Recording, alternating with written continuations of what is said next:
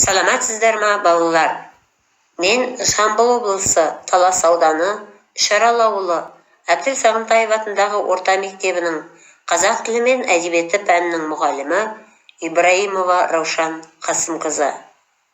Бүгінгі сабағымыздың тақырыбы ойын заңы, өмір заңы. Қазақ тілі пәні 8 сынып, жасөспірім және заң тарауы бойынша. Сабақтың оқу мақсаттары: тыңдалған мәтіннің мазмұнын түсіну, ұсынылған уақытпен астарлы ойды анықтау, оқылым стратегияларын қолдану, комментарий жасау, іріктеп оқу, талдап оқу. Сабақтың мақсаттары: оқушылардың барлығы орындай алады, оқылым стратегияларын қолданады, жасайды, іріктеп оқи отырып мәтінді талдап оқиды.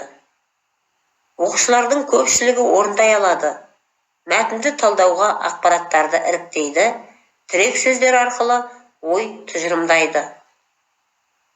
Оқушылардың кейбіреуі орындай алады, тақырып төңірегінде зерттеу жүргізеді, өз пікірін жазып қорғайды. Бағалау критерийі: мәтінге комментарий жасайды, іріктейді, талдайды. Мәтінді талдауда ақпараттарды іріктейді, тірек сөздер арқылы ой тұжырымдайды. Тақырып төңірегінде зерттеу жүргізеді, өз пікірін жазып қорғайды. Сабақ мақсатына негізделген тапсырмаларды орындайық. Бірінші тапсырма: жұптық жұмыс. Ақпараттар алаңы әдісі бойынша. Ұсынылған мәтінді өзара оқып, талқылаңдар. Мәтінге комментарий жасап, сұрақтар құрастырыңдар. Дескрипторы оқып талдайды, комментарий жасайды, сұрақтар құрастырады. Дескриптор негізінде қалыптастырушы бағалау жүргізіледі. Бағалау парақшасы арқылы іске асырылады. Бұл тапсырмада бір-бірімізді өзара бағалаймыз.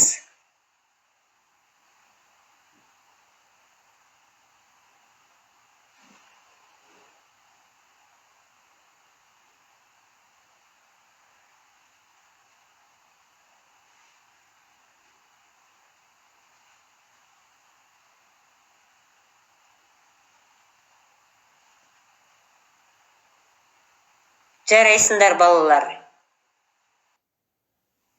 Екінші тапсырма: топтық жұмыс. Тұжырымдама картасы әдісі арқылы мәтін мазмұны бойынша ой тұжырымдаңдар. Тірек сөздер арқылы көрсетіңдер.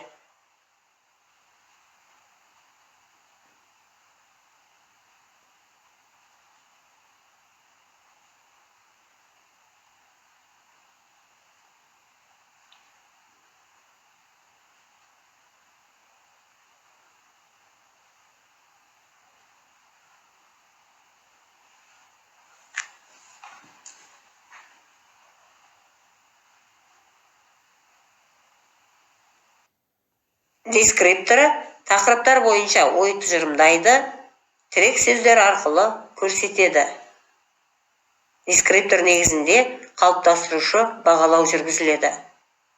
Бұл тапсырмада топ бір-бірін бағалайды.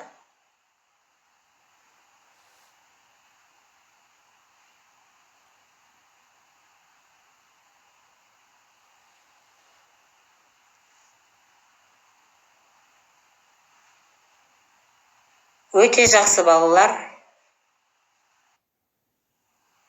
Үшінші тапсырма: сұрақ ілмегі әдісі арқылы жеке жұмыс.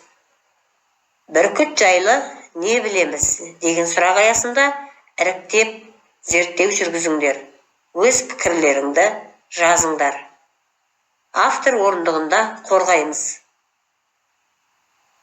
Дескрипторы сұрақты іріктеп зерттейді, өз пікірін жазады, жұмысын қорғайды.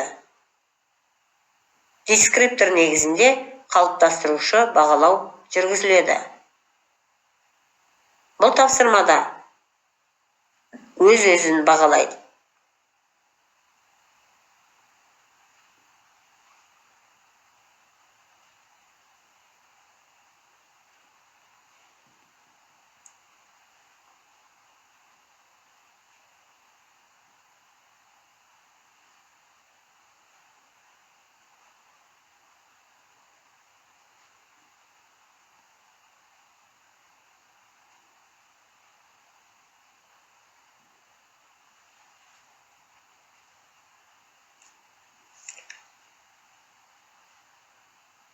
Өте жақсы балалар.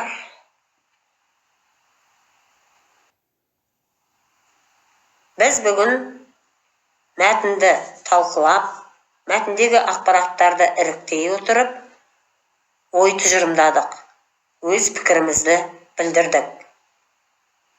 Олай болса, кері байланыс жүргізейік. 2 жұлдыз 1 тілек әдісі бойынша.